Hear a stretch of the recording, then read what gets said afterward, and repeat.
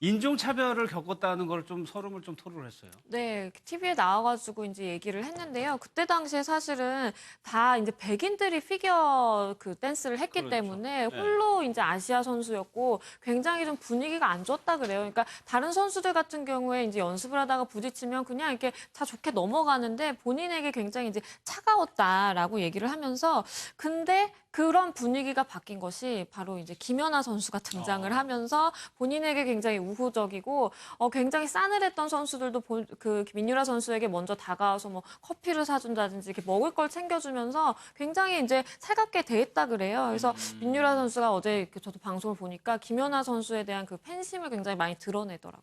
그러니까 좀 올림픽 경기 때도 뭐 보셨겠지만 개량 한복을 입고 국제 무대에서 하는 게 이렇게 보기 쉬운 장면은 아니었잖아요. 네, 그러니까 민유라 선수가 워낙에 이제 자연스럽게 글자 그대로 한국 사람처럼 이제 네. 행동을 하니까 한국에서 태어나서 미국 갔다 온 건가 그렇게 그렇죠. 네. 생각을 했었는데 알고 보니까 아예 태어나기를 미국에서 태어났다는 거거든요. 그러면 어떠한 우리나라 재미교포 2세 같은 경우에는 한국말도 제대로 못하고 진짜 미국 사람처럼 네. 크는 경우도 있는데 정말 한국 사람처럼 자연스럽게 컸고 또 올림픽 나와서 그렇게 또 우리 개량 한복도 선보이고 굉장히 이 조국에 대한 애착이라든가 이런 게 큰 것 같고 그래서 국적도 원래 이제 미국에서 태어나서 이중 국적이었는데 결국 미국 국적을 버리고 한국 국적만 취득한 상태에서 한국 대표 선수로 올림픽에 나갔던 거죠. 예. 그러니까 이 민유라 선수가 보여주는 그런 일종의 애국심 같은 거 거기에 대해서 이렇게 굉장히 많은 네티즌들이 지금 감동을 하고 있는 겁니다. 예.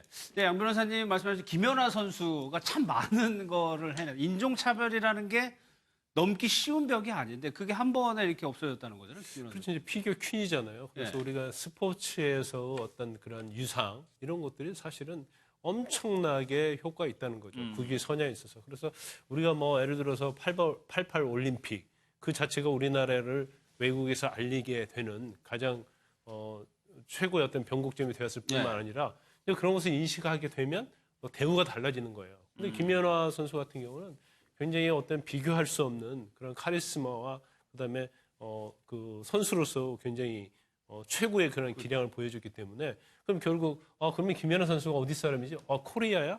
그래? 근데 민유라가 코리아단 말이에요. 그러면 설사 대우가 달라진다는 거죠. 그럼 피겨에 있어서도 코리아가 굉장히 실력이 있고 그런 선수들이 많구나 이런 생각했기 때문에 네. 민유라도 김연아처럼 될 수 있다는 생각을 하기 때문에 결국은 이제까지 어떤 차별적인 대우 같은 것이 없어진다는 거예요. 예. 보이지 않는 부분에서 참 큰 일을 한 것 같아요. 근데 패티김 씨가 미국 진출을 한 적이 있었어요? 네, 그 패티김 씨가 예.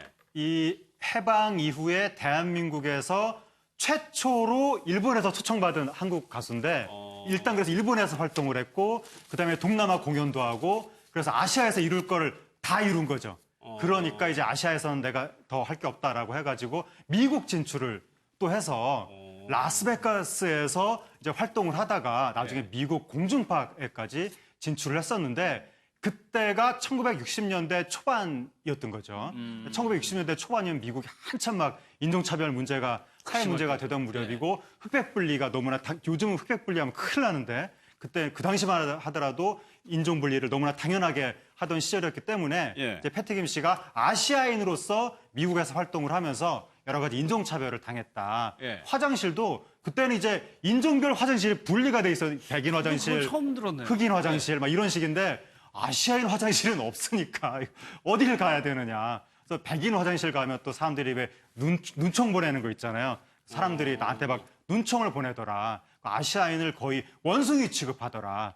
그러한 인종차별을 겪으면서 미국 생활을 거의 한 4년 정도를 4년? 거기서 미국에서 활동을 했었죠. 그러니까 민유라 선수가 겪었던 거하고 차원이 다른 차별이잖아요. 그렇죠. 1960년대 초반이면 막 흑인들이 수십만 명이 행진하고 막 엄청난 일들이 벌어지던 무렵이었는데 그러니까는 그 남북 전쟁 당시에 있었던 미국 남부의 혹독한 인종차별 그 분위기가 계속 1980년대 초반까지, 이제 60년대 초반까지 이어졌거든요. 그 분위기를 뚫고 패티김 씨가 활동을 한 거고, 그러니까 처음에는 라스베가스 가서 라운지 가수라고 해서 왜 호텔 뭐 이런 바 이런 데서 뭐 노래하는 사람 있잖아요. 그런 식으로 활동하다가 점점 활동 무대가 올라가가지고 나중에 자니 카슨 쇼 8번 나가고 막 툰나잇 쇼 나가고 요즘도 미국 공중파 쇼 우리나라 가수가 한 번 나가면 뭐 크게 화제가 되는데 그렇죠. 이건 뭐 한두 번이 아니라 10번 이상을 굉장히 유명한 공중파 쇼에 나갔으니까 정말 미국에서도 크게 인정을 받았던 거죠. 어느 정도 성공을 했었다. 그렇죠. 근데 김광현 선배님 또 패티김 씨 얘기를 들어보면 그렇게 이제 차별이 심하니까 자기를 이제 의지를 지키기 위해서 대인기피층까지 생길 정도로 스스로를 지켜왔다고 좀 얘기를 하고 있거든요. 이제 그럴 수밖에 없죠. 근데 외국에 나가 있는 사람들은 이제 그런 경우가 많이 있다고 그래요. 그러니까 본인의 어떤 역량은 대단하지만 예. 그거에 대해서 처음에 갔을 때는 굉장히 비하하는 태도를 보이잖아요. 근데 사실 패티김 씨 같은 경우는 키도 굉장히 크고 예. 생긴 것도 굉장히 이국적이단 말이에요. 근데 그럼에도 불구하고 또 굉장히 실력을 지니고 있음에도 이 정도라면 다른 뭐 그렇겠네요. 예. 동양인들은 어떻게 했습니까? 이제 그 정도로 심했지만 결국 본인이 모든 걸 포기하고 짐을 싸가지고 다시 한국으로 오고 싶었다는 거 아니에요. 그렇지만 본인이 이루려는 꿈이 있었기 때문에 결국 그 꿈 때문에 결국 버텨서 이제 네. 성공을 하게 됐다고 볼 수 있는 거죠. 대단합니다. 그런데 이게 미국만의 얘기가 아닌 게 하정우 평론 예. 한현민 씨라고 예.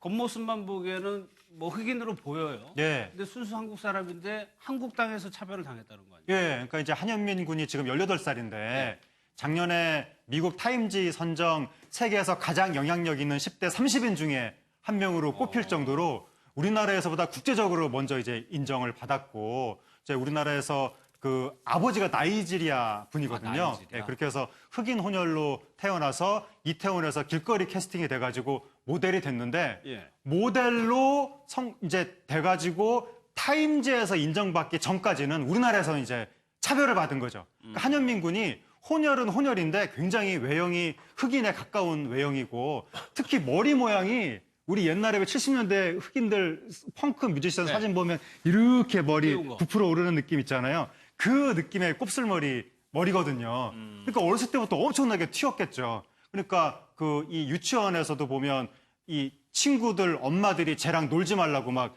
애기들 데려가고 나중에 고등학교, 중학교 가서도 수학여행 때 애들한테 피부 색깔 가지고 놀림받고 굉장히 상처받았다고 하는데 예. 그때마다 엄마가 아니다, 너는 특별한 아이다. 넌 앞으로 좋은 일이 생길 거다. 이렇게 엄마가 그렇게 힘을 북돋아줘서 이제 좀 이렇게 거기에 의지해서 여태까지 살아왔다. 근데 만약에 타임즈에서 한현민 군을 발굴해주지 않았으면 한현민 군 사진이 뉴욕에서 뜨고 이러지 않았으면 우리 국내에서 과연 저 소년이 인정을 받을 수 있었을 것인가? 거기에 대해서는 아직까지 좀 물음표가 있는 거죠. 그러니까 한현민 군이 좀 안타까운 게 지금 얘기해 보면 영어도 못하고 음식도 우리나라 원래 음식을 좋아하고 네. 색깔 피부 색깔만 다른 거거든요. 예, 그러니까 외형만 완전히 외국 사람 같은데 그냥 속에 들어있는 사람은 완전히 그냥 한국 사람이에요. 그래서 한국 뭐 그냥 식성도 고등학생이에요. 한국 식성이고 그냥 영어 공부 싫어하는 우리나라 10대. 영어를 못하는 건 물론이려니와 영어에 공포증이 있는 막 이태원에서 역사님 그 거리 그 위치 이런 거 길거리 길 어디를 찾아가야 되냐고 물어보면 막 대답 잘 못하고 그냥 10대인데 이제 외형상 흑인 같기 때문에 이제 우리나라에서 여러 가지 편견에 시달리게 되고 또 우리나라가 이 인종차별이 굉장히 심한 나라거든요, 사실은.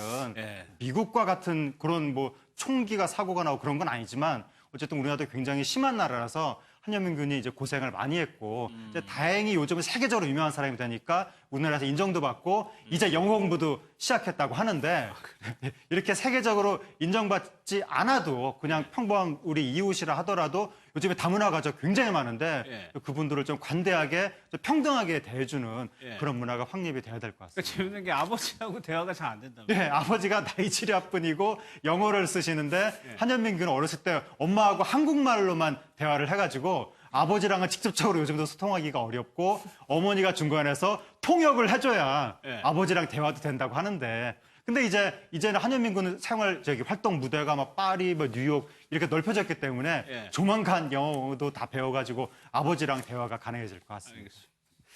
오늘 준비한 내용은 여기까지입니다. 마무리하겠습니다.